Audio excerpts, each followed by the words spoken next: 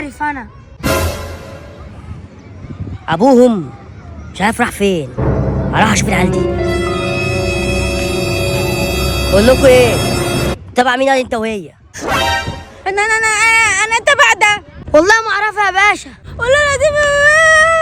انت هتعيطيني؟ هتعيطيني؟ انا مال انا يا عم اللي بتعيط؟ انت اخويا ما تتضرب.